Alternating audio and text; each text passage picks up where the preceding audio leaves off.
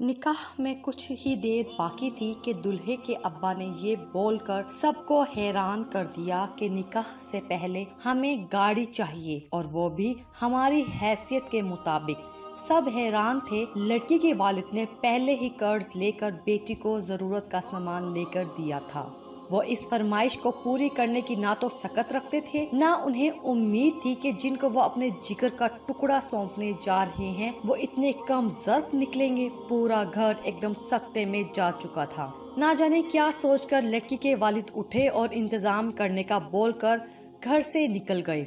लड़का और उसके वालिद बड़ी खुशी और रौनक से सीना तान कर बैठे, ये सोच रहे थे कि कम से कम करोला तो मिल ही जाएगी। सब इंतजार में थे कि 1 घंटे बाद लड़की का वालिद हाल में दाखिल हुआ और सबको खुशखबरी सुनाई कि गाड़ी का बंदोबस्त हो गया है। ये सुनकर दुल्हा और उसके वालिद की बातें मजीद फैल गई और उन्होंने कहा, चले फिर निकाह की रस्म अदा कर लेते हैं। लेकिन लड़की के वालिद ने कहा, पहले गाड़ी देख लें, आपको पसंद है? लड़का और उसके वालिद खुशी खुशी लड़की के वालिद के साथ हाल से बाहर की तरफ चल दिए।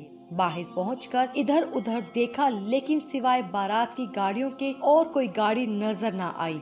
तो सवालिया नजरों से लड़की के वालिद को देखा। उन्होंने मजीद आगे चलने का बोलकर उनके साथ चलने लगे। हाल से थोड़े फासले पर एक गधा गाड़ी के पास पहुंचकर लड़की के वालिद रुक गए। लड़के के वालिद ने हैरत भरी नजरों से लड़की के वालिद को देखा तो वो गधा गाड़ी की तरफ इशारा करते हुए बोले, ये रही आपकी गाड़ी, गधा आपके पास खड़ा है और मेरे ख्याल में यही गाड़ी आपकी हैसियत के मुताबिक है। और हाँ, जाते हुए खाना खाकर जाना। आज मैंने अपनी बेटी का सदका दिया है, भिखारियों को भी मिलेगा।